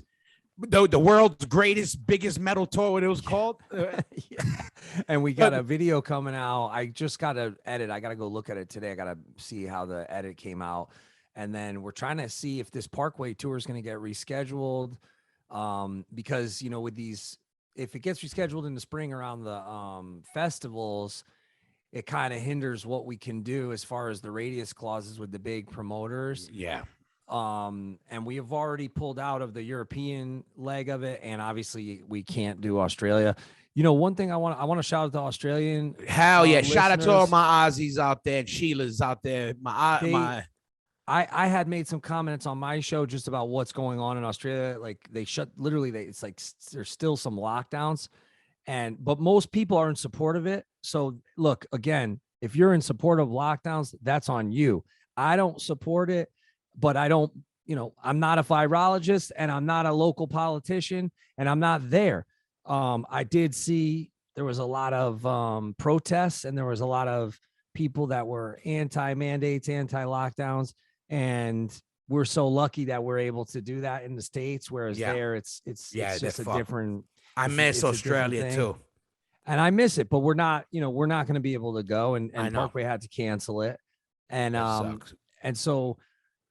We don't know what the future holds just yet, but it would be nice if we figure it out soon, because then we can either celebrate anniversaries of certain records, or we could go do a new record. Like this record already feels really old to me because it was recorded a few years back. So I have no problem not touring and then just going and writing a record.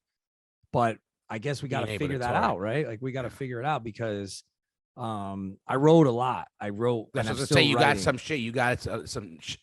Let me tell you, I've been telling you this. In my gym, I'm in the gym 5-6 days a week. Hatebreed's on regular rotation. That shit is. Let me look. You got me lifting again. Listen, I'm lightweight.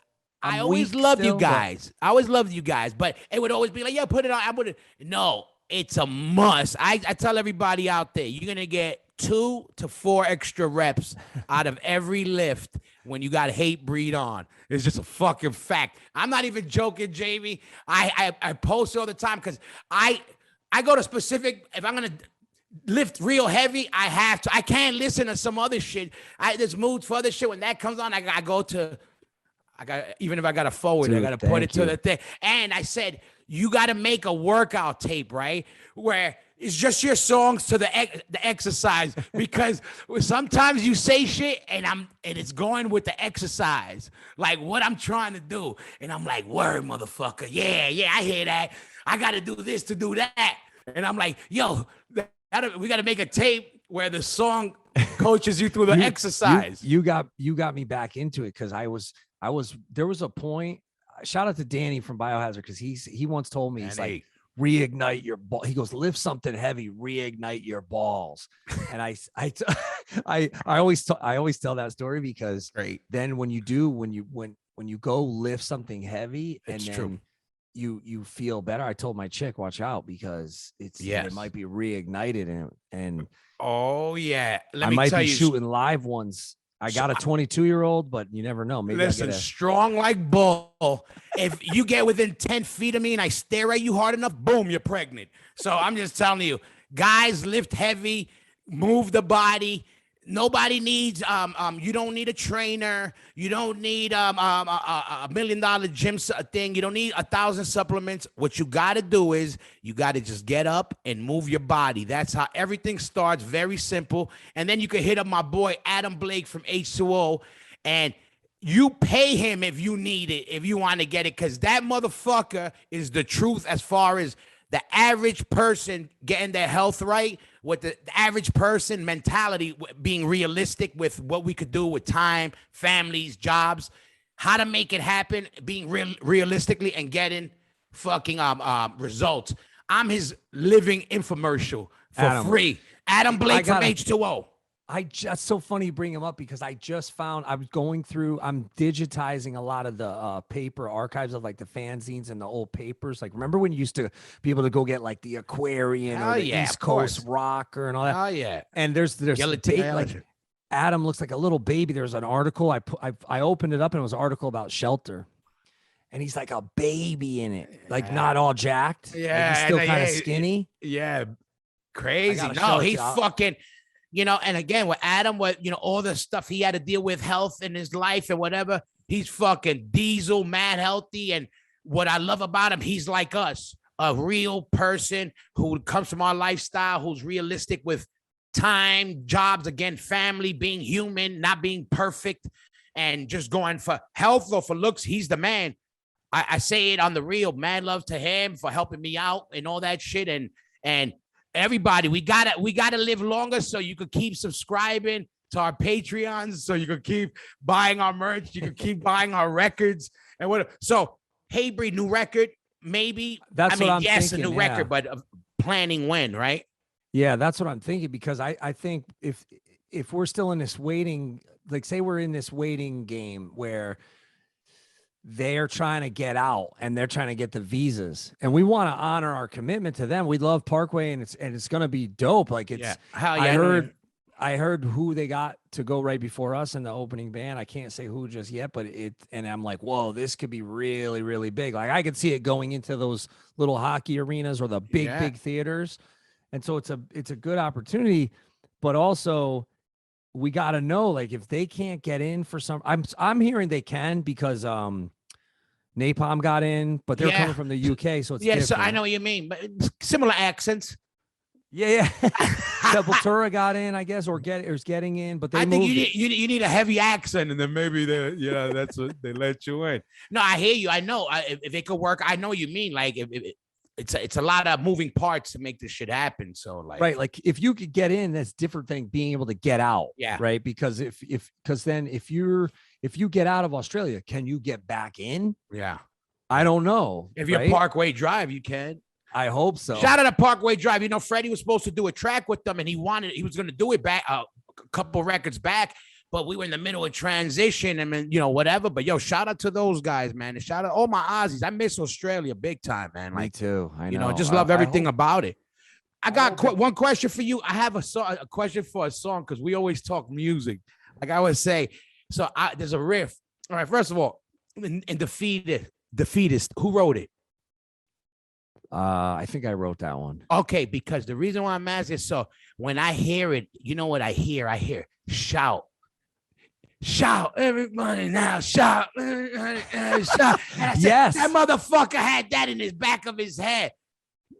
Every time I hear it, and that's one of my jams, because you caught everybody out there. I'm gonna give you a little tidbit. I may have brought it up once, maybe on yours, but I wrote a song many years ago on one of my records, and I basically took a Noriega song.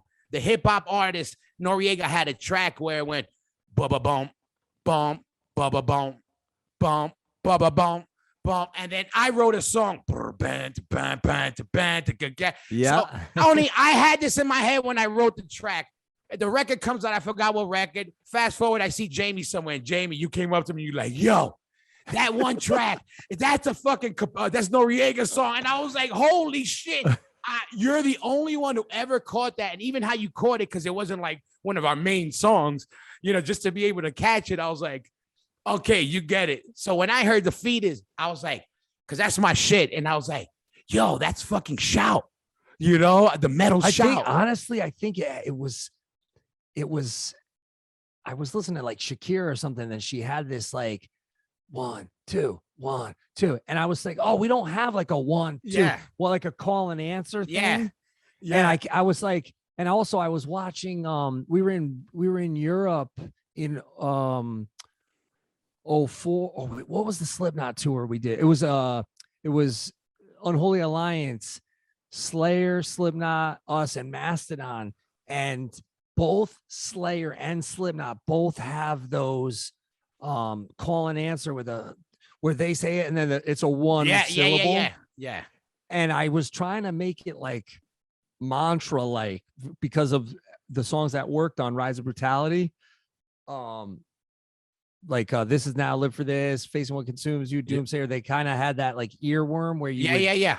But Defeat Us, it didn't have the same reaction. I actually, and it's not like a big song on our streaming, so it didn't connect. It's a cool video. Like we shot it at this place where they shot some scenes for War of the Worlds, the remake with Tom Cruise. We shot it in Naugatuck, Connecticut, and it was like, I'll never forget that day. It was amazing, and it was really, shout out to Rage. It was a cool set and a cool song and a cool video, but it didn't have the impact that I thought it was gonna have. Monty wanted it to be the first single. He's like, yo, it's like thrashy, it's hard. Yo, I know what Monty was thinking. He was thinking, yo. Are you saying Shout, Let It All Out, or which No. Shout. No. I'll show you. That's funny. I didn't even know all those shouts. I was thinking about from Animal House. Shout, everybody now. Shout, everybody now. Shout, everybody. Get your heels up and shout. Yeah. And how's yours, right? The same thing. That's how I took it. Hey, hey, and I was like, a little bit louder now, a little bit something now, a little bit louder. But I do stuff like that all the time. Where if it's a pattern that is an earworm, you know who does that and why? And it's probably a testament to their mainstream, long-lasting success is Zoltan. I think we might have even talked about this when we were on tour with them. We might even have talked about your song because he's like, yo, I'll put on electronica and just because I need a different pattern. Yeah. And he's like, and I'll take some kick patterns. Yeah. And I'll just loop it and then I'll play my riff.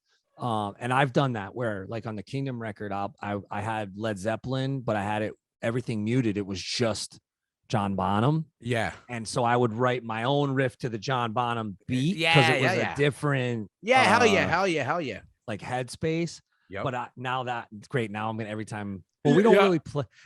I love play that. It live.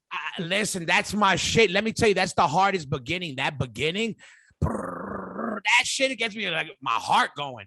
Right away, that's what I do. Chest. That's my chest thing right there. You do chest flies? I do all that shit. What do you do? I do really old, like I'll do like, you know, a bench, a flies, you know, very simple. I do an incline, a flat bench, and a flies, like old school, you know, half bodybuilder, half powerlifter, not for bodybuilder, but like those, you know, a lot of free weights, as much as I could do without getting injuries, you know, very simple. But like I hit every muscle group and I just stay consistent. You know, I just hit it. Like every day I'm at the gym 5, 6 in the morning. I wake up and I'm like, fucking, let me get it done with. And I found it works for me like that way. So I just been doing that. But everybody, guys, especially, lift something. Forget for the looks. It builds testosterone and makes you feel more sturdy. Yeah, and gets the balls. Reignite the balls. Reignited, But and what's up with you? What's the rest of the day for you looking like today, Jamie? What you up to today? So after we today get out of it. I'm gonna go meet my father. My father actually just kind of threw his back out. I got these. He doesn't want to take the CBDs, THC. give that. Yeah, Give that I got nigga 1-to-1s. I just went All up to right. Mass, and you can, they got the dispensaries now. So I went with my daughter. We were going up there for my nephew's christening, and we were like, we saw the dispensary off the highway. We're like, well, fuck it, let's go check out the dispensary. And so she got some of these gummies, but they're 1-to-1. Yeah. He's like, I don't want. He's like, I want the CBD, but I don't want a lot of the THC. Yeah. But I'm gonna see if he'll take You it. go pop, look that way.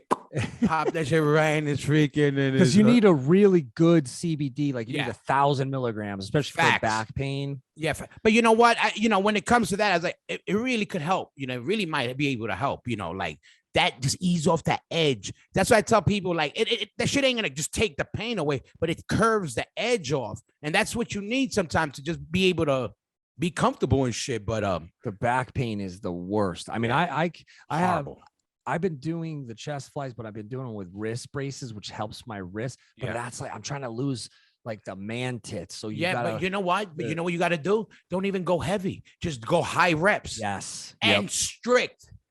I won't go as strict because I'm trying to keep tension. But for what you do, so you don't got to go super heavy and you just want to burn, it's getting mad reps. Whenever you do something a lot, you're burning. It's common, with anything. So also with my dad, I think I told him, it's a lot of times back pain is because you're not doing active recovery.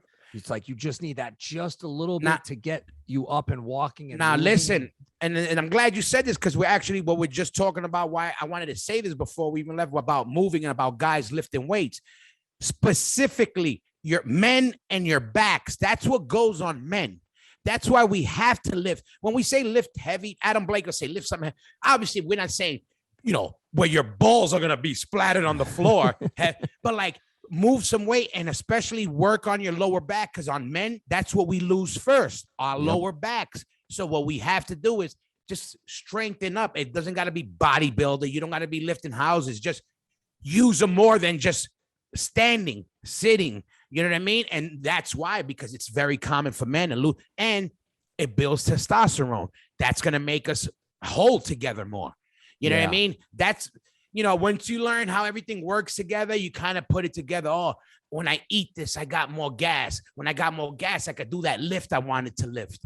Okay, when I do more of that lift properly, I'm getting gains on the muscle group. All right, now you kind of put it together. Now you get, it took, 48 years to fucking figure and it listen, out. I'm so tired of having to restock the 3X and the 4X and the 5X. Please, everybody, listen to Hoya and get in. If you're in a 3X, get into the 2X. If you're in a 2X, get into the XL. You're going to feel so much better. I'm trying to get out of the large back into the medium. It's real hard. You know what's crazy? I'm an extra large. I never thought I would be extra large. For me, this is like being a small. It's like wearing a tube top. If I was a girl, this would be a tube top for me back in the day. And you know how expensive the 2X, 3X, 4X is? Yeah. Like you're going to save so much money. First of all, us, even me, I print those shit. Shout out to everybody, CasaDeRock.com. Yo, just so you big motherfuckers out there know I got your back, but we pay extra for that extra material. And the shipping too. Motherfuckers, they by the pound. Let me tell you, man. Shout out to all you chubbies out there. I got your back. I'm with you. I'm still down with the program. Shout out to Andy Wilson, Dustin Stone, TJ Buggins, Chris Shea, Single YD. We got everybody in the chat. Yeah, shout out to all you. Yeah, shout out to everybody holding down. But listen, Jasta, I'm glad I got you. We've been trying to do this for a second, and I'm glad that I was able to get you because just in general, like I was able to do these first bunch. This is like close to 50 or something. I'm not sure. Congrats. But thank you, and I was glad that everybody were personal friends already. And that's it wasn't supposed to be about that, but I when I started, I said, I'm lucky to have a lot of cool friends that doing a lot of cool things, and I was able to still just hit up my friends and still have people out there joining the ride and all that good shit. And I'll tell Kirk too. Like Kirk is, I had him on. Yeah, we're gonna. I want to. What we're gonna do one. He's next like time? Carl. He's like he needs a little help with the laptop and the headphones. And I got Kirk, but next time we're gonna do one together. We're gonna do a special one because I like doing this with the podcast. If some of you guys that haven't tuned in that you have, I try to throw people I try to recreate You know how those photos are? I said it, I think, on yours, where you had like Biggie Smalls, Kurt Cobain, and like Frank Sinatra, like a weird people that you would never picture together. I try to throw groups where I do the all about the bass and bring different people together because we all friends, but people don't see us together. Yeah. So I try Have to. you had Henzo on? No, I want to get him. I had Remco, but I want to get Henzo, and I want to get him. There's a couple connections I want to get, but Henzo, I talk to him all the time, and I would like to get him and do an MMA one. You know what I mean? That would be dope. Yeah. You know, and he's the man. You guys he got a lot. You should do your own fight companion, like where you guys are watching the fights. That would be amazing. Yeah, and I'm getting my boy Dracolino. Shout out to Dracolino, you know, in Texas, you know, Gracie Baja OG. You know, he came up with Henzo, and he's a real hardcore dude. Oh, Hey Bree fanatic, and he's a real hardcore dude. From, you know, there's guys that like the Bad Brains. Shout out to Bad Brains, but they like, oh, I like hardcore. I was like, no, everybody likes the Bad Brains. But when you like that shit, when you're talking that AM shit, you're talking that shit that we know, you're like, okay, you know what's up. So do you remember when HR got in the fight with the Beastie Boys tour manager? No, what was that? So remember I was telling you about the picture of Adam Blake I found? Yeah. In the same paper. It's either the Aquarian or what was the one in DC they had? The free paper in DC. I forgot, but I know which one. It was a big one, yeah. Anytime that the ad had our name in it, I would try to get the whole paper and archive it. So that way I could go, oh shit, this was at this time when this was happening, and have the date, because I'm horrible with the dates. So, and I remember reading it in the van as we were leaving, like either DC or Maryland or PA or Jersey. It was East Coast, definitely. And I remember reading that they got thrown off of the Beastie Boys tour because HR got into a fight. And I remember thinking like, and this was pre-Chappelle show, but remember like Keeping It Real goes wrong, you know? And I remember we used to always have that problem where you'd go to the backstage if you're opening for a band, there's always some dude, nah, where's your pass? Where's your wristband? Yeah. You know, and then shit would sometimes happen, and then you wouldn't be allowed back to the club. So I remember like cataloging that in my mind going, oh shit, when we open for Entombed or when we open for whatever, like we can't while out, because I really felt like, how is Bad Brains not the biggest band in the world, especially after Quickness, which was my shit. And then I was thinking, oh, they're not the biggest band in the world because Keeping It Real occasionally goes wrong. Yeah. But I guess he like fucked the dude up, like broke his nose or broke his jaw or something really bad. I don't know the story. It's allegedly, but it was written in this paper as like kind of like in a gossip kind of section. You know what? Let me grab it. There might even be on the cover. Hold on, let me grab it. Yeah. Yo, shout out to the Bad Brains. I'm not the biggest Bad Brain fan. I wouldn't call myself even a fan. I like 3-4 songs, but they're OGs in the game. And I gotta say, HR is a wild motherfucker. If you want to talk about somebody really living that life, there you go. East Coast Rocker. Remember this? East Coast Rocker. Hell yeah. That shit was big. That was the shit. June 14th, 1995. So they're the cover story. Like they hard 95, good year. They beat out Bad Company, Bush, Stone Roses, Primus, and Tad. Tad is a great underrated band. If anybody remembers Tad. Wow, I don't remember. But so in the magazine, and I'm gonna do I'm doing this thing on my Patreon, called Fanzine Flashback, where I go and I'll talk about whatever the interview or the story is. And shout out the writer. And then, you know, if it was something like this that affected me, because I was like, wow, man, Beastie Boys, you get that Beastie Boys tour. That's a big opportunity. You know, yeah. And you know, exactly. I heard well, when Murphy's Law did the tour, I think, you know, Jimmy jumping in the crowd and doing stuff like that, people were kind of bugging back then too. Like, yo, what the fuck? You know what I mean? But they were from the scene, right? So they wanted to probably give back, which they did, and that's what I love. Again, shout out to dudes that are about it and don't just talk about it. You know, guys like that. Look at the Beastie Boys took out fucking Murphy's Law when they did not need to take out Murphy's Law. But you know what? They remember their roots. They don't got to go around shouting out New York hardcore, but they always said they were a punk band. They came out of the New York hardcore scene. I never seen people talk more about Stigma than them. They always show love to Stigma because that's where the dudes they looked up to. You know what I mean? And that's what I love when guys show love like that. Like, yo, nobody wants, look at, I don't need no handout, but show respect to the fucking OGs. That's what I say. Not to me, to them, to the Rogers, to the Vinnies, you know, the Blood. Those dudes been around. They're still around. The Jimmy Gestapo, they're still around doing it. We're lucky to have them still.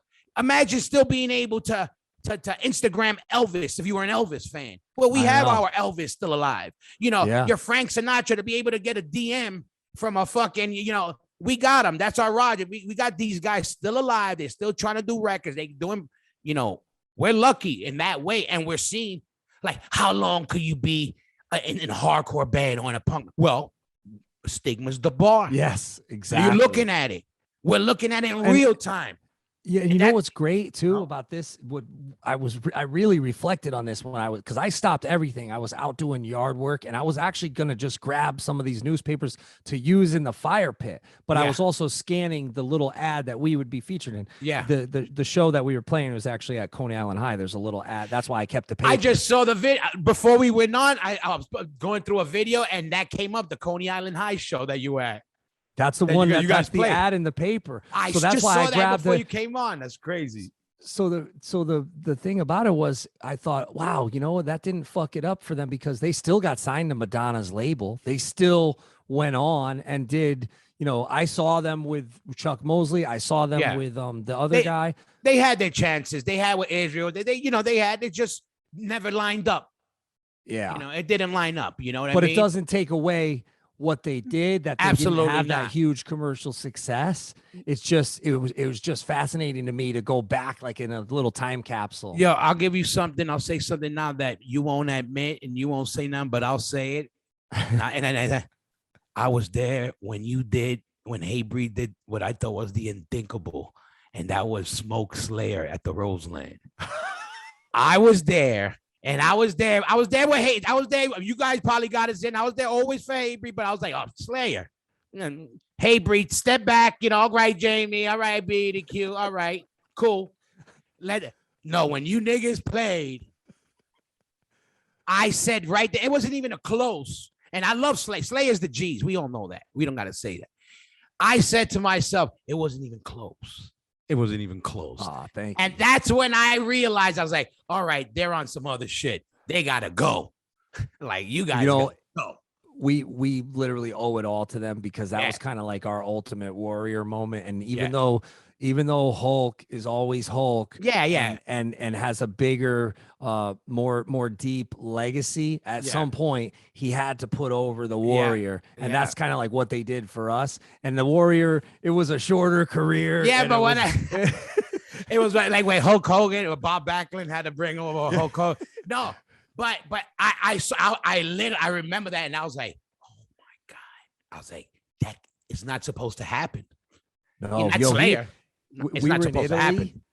happen. He was waiting for us to get he would call it Slayerized, and we were in Italy, and the whole crowd was chanting Slayer, and he was right on the side of the stage, but our backdrop hadn't dropped yet. Yeah, and so he was waiting. You know, he was like, "Oh, this is gonna be the one," because it hadn't happened in the States. It hadn't happened yet. He was waiting, and he's looking, and they dropped the Hatebreed banner, and it started Hatebreed, and they started chanting us. He's like, "Fuck." And I was like, "Oh shit!" I was like, "Now it's on." You know, because you know how hard it is in Europe. Of course. Anyway, we already tried with Sepultura, where we were, you know, there was some nights it was really hard, but we would win them over eventually. But it was like a lot of work. But with Slayer, we had already had 2-3 records out. So on that one, I was like, all right, maybe this is going somewhere. Yeah, you know, like, no, but I remember that Roseland show. You guys in them. I don't know how many times you played Roseland, but that one specifically, I don't remember what. It was years ago, obviously, but I remember being like, oh shit. Yeah, KC went into Stern the next morning and talked about it on Stern, and I was like, we made it. We made it. They talked about us on Stern. Like, he's like, he gave us the props. Like, you know, but I wish we filmed all that shit, man. I really do, because it's hard. I know, you know. Yeah, it sucks that it ain't like now. There's, you know, every angle from fucking every phone and every fucking everything from fucking. Because that was probably the hardest pit. That and Detroit on that run are probably the two scariest. And actually, Tito Puente Stadium in Puerto Rico, when we play with hard. 6 Feet Under and us That's in Puerto hard. Rico, That's that hard. was the most violent. Those three, Puerto Rico, San Juan, Detroit, New York City, those are hardest pits I've ever seen. Like, I'm surprised Chile wasn't in there to me. Chile too. Yeah. Had to, yeah. Roger had to come out and tell the crowd, please calm down. Because I thought maybe AF wasn't even going to get to play because they kicked in the doors. I know then they were like shaking the van with all of us in it. Viva Chile. Like, shout out to Chile my was Chilenos and hard. Chilenas. They are wild cats and they live that shit. Colombia Straight up. too. Also, Colombia look at was. we're lucky to come from the scene that we come from, that people, they show the passion, you know, they don't keep it on the inside.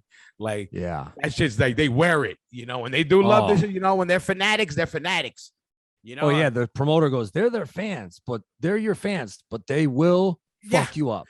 Yo, they were like, I was going through the crowd, they're like snatching the hat off my head, but Yeah. almost taking my head off with it. Like that, like yoking me up, like, oh, and like putting me in Mata Leons, and like I'm like fighting like black belts, just like they yelling Madball lyrics in my ear, trying to put me to sleep. I'm like, motherfuckers are wild, but I wore like 5 shirts. That way I could just take if they were grabbing the shirt, I could just Yeah, go out of it. And then I had another one on. we had to sneak Fred. One of the times we had to sneak for Freddie. There was a whole line of security guards and like orange jackets. They put it on Freddie to try to sneak him and put a fake Freddie. Like whatever. They were hip. They're smart, these motherfuckers. Shout out to my Chilenos, but we Jasta, could do a whole podcast about that South American tour with us and AF. Roger had a standoff in Rio. He's like, yo, get everybody, get him in here. yeah. I was Listen, like, are we we had that dying? shit. Are we going to die in Rio? we had a standoff too in Sao Paulo back in the day, and the dude was like, the promoter's like, yo, he pulled out a gat and he was like, yo, you guys are gonna play or whatever. And we're like, yo, fuck that. We ain't playing shit. We're gonna walk out. And there was a back door, and they locked the back door. So we had to go out the front. Check this out. We're like, fuck that. We're going. And the promoters that took us were like, look it, you're gonna get your money no matter what. We're gonna pay you, but fuck this guy from this club. He's threatening us. And we're like, fuck that. You know, we were a whole bunch of people from Sao Paulo, and we're like, yo, dude, fuck that. We're all walking out, but stay together. Fuck it, you know, if somehow. So we all stay together and we all walk out the front. Check this out. We get to the front of the club. The guy goes, he's a cokehead promoter, like not even a hardcore dude. You could tell, just like a scumbag bar owner. He's like, hold up, I'll get you your money. Check this out. We're outside the club. He goes across the street. There's a guy with those PLO rags, you know, the white spot with the black spots, bandana, in the car with the mask on, hands him a thing with money. The guy Rock comes the in, Casbah. yeah, the guy comes, yeah, and then he comes in and goes, all right, here's some of your, it wasn't all the money, it was half the money. We said, fuck it. We went in, we did 5 songs and left. But this was at a hardcore show, at a guy with a mask, and yeah, it was insane. We're like, yo, this is fucking, you motherfuckers about to appreciate the fuck we do for you guys out there. Join this Patreon, god damn it, and fucking buy the merch and Hate Breed and Madball and fucking Casa de Rock and Smoking Words and Jasta shows and all that shit. Fucking For sure. But listen, Yo, I Jasta, love you. yeah, you know, I love you. I'm glad you jumped on. Shot your tell all Thank the you for fellas having what's me. up. Hell yeah, I've been waiting. I'm glad. I'm gonna get fucking. I'm getting Beatty on. I need that bass in the house. We gotta get the bass players some more play. I'm the guy when gotta Hate Breed get plays. I'm like Craig, everybody. I'm Beatty, like announce you the on band. one show. We are. We're gonna get the scumbag fucking cipher. We're gonna call it the scumbag cipher, and I'm gonna get an accumulation of. Don't worry, I got a couple of people in the works. So, but yo, Awesome. Thanks for one having love, me. bro. Hell yeah, one love. Love you. Just shout out to everybody holding it down. I'll hit you up when this comes out and send you the flyer, Jamie. For sure. Yeah, I'll blast it out to everybody. Peace. One love. Thanks, Hey, everybody. we out. Thanks, Hoya.